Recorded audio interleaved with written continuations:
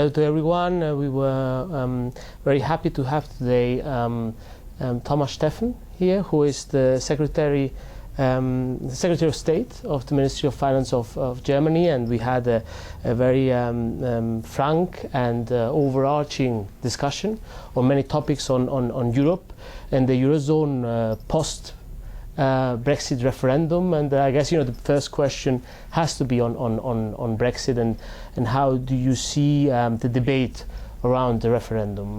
I'm not going to ask you whether Brexit will happen or not. This is, I think, something that the British will have to decide. But us as Spaniards, Germans, we are now in a new reality, whatever happens. And so the first question would be, in this debate, whether we should rethink the project and perhaps giving more power to national capitals, which is what some are advocating, and saying that perhaps we went too far, and others saying, well, no, this is the moment to push forward, to have more integration, to consolidate especially the Eurozone.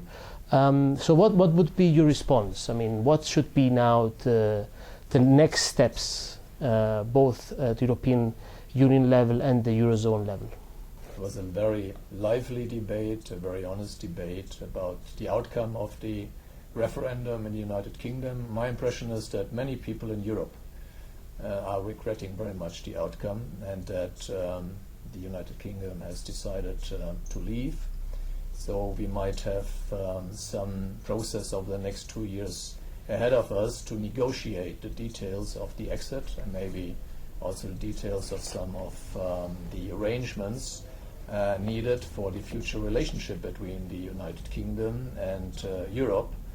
And I do think that we should take the necessary time to reflect on the process and to reflect on the priorities of the negotiations. And second, of course, you're right, there should also be consequences for the Eurozone and for the EU 27.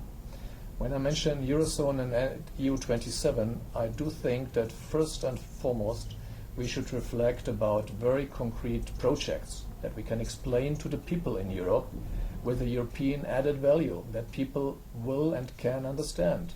And in my view, many of these issues had been discussed in the past, but we now have to go further. To give you some examples, it's about internal and external security in Europe. It's about growth and growth-enhancing measures, especially about how to enhance the investment climate in Europe. It is also about external relationships, better neighborhood between the European Union and, for example, the states in the Middle East and Northern Africa, to fight the root causes for migration and to keep the people on the ground and to give a better perspective to people in Middle East and Northern Africa. These are all very, very precise projects, and we have to better define them, better explain them, and I guess also better finance them. And I suppose that my country, Germany, as well as others, is very interested to contribute to that. Yeah, I mean, you even said in the debate that you would be willing to think about having more European border control. I mean, I think one of your statements was very interesting, that it's not only a Greek border, it's a Spanish border, but as well it is a European border, and we have to do more on this. And of course, from a country that is in the south and has a very long border of the European Union, national border, this is very important. But do you think that there is this willingness, this political willingness, to do more on this particular topic? I believe that there will be political willingness to do so, and the logic behind that is very simple. The Schengen room can only work with the protection of the external borders. And the question is, who should protect the external borders? Are these still national external borders, or are these European external borders? My answer is clear. These are European external borders, and that is why we have to better protect them by European forces. We have a nucleus for that in Europe, I guess we can take the next steps to enhance what we already have. I know it's sensitive because it is also linked with the question of sovereignty of member states. But in my view, this is a European project where people are very much interested that we will increase and strengthen the European competences rather than weakening them, and this is a matter of urgency. Don't you think that still we have to do a big job in explaining people why we need the European Union, what the European Union does, why? I mean that most people, and I mean this has been seen in the British referendum, but I guess it would be the same in many member states, that they don't actually know what the European Union is and what it does. Don't you think that we have to do much more on that front? I think this is correct. We have to better explain our priorities. And this means we first have to better define our priorities. As long as we sometimes tend to think that each and everything is important in the European Union, we cannot really identify the European added value projects which people will understand and at the end of the day also accept as European projects, and then maybe also accept the financing of these projects. So we really have to select, we have to identify, we have to explain, and indeed it is a matter of communication to the people. Sometimes I have the impression too many experts in the European Union are talking to each other. Sometimes even the experts fail to understand each other. So the matter of communication and better communication, how we want to make the European Union more efficient and with more benefits for the people. This kind of communication strategy is also a matter of urgency. Last question.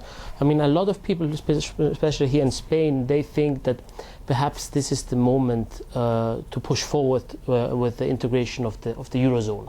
And they see the Eurozone as this nucleus, this core of the European project, and therefore it has to be strengthened. And with the finalization of the banking union, with the fiscal union, and even people are talking about the Eurozone Parliament and political union, etc. What would you say to these people that think that this is now the moment to push for further integration?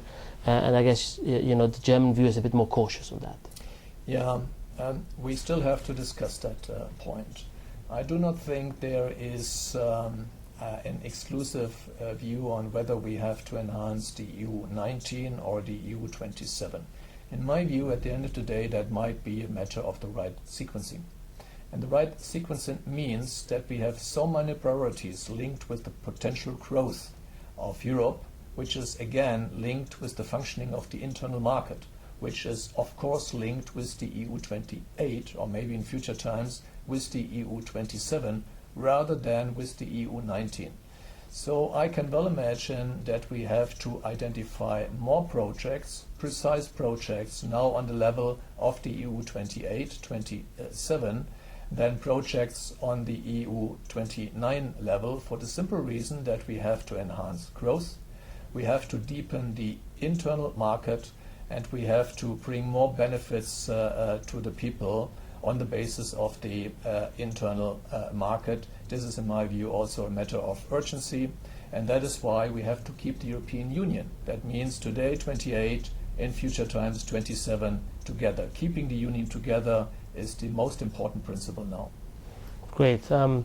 I just wanted to thank you for coming to Elcano. I hope you will come soon. As you know, think tanks look more into the future, and we wrote 2 years ago a paper on how to fix the euro, and so we thought you and your minister would be glad to read it while you reflect on the more future aspects and the more future planning of the Eurozone, which of course means as well that this has implications for the European Union 27 and perhaps 28, who knows. I promise to read it in the plane flying back to Germany tonight. Okay, wonderful. Thank you. Thank you. Thank you so much. Thank you.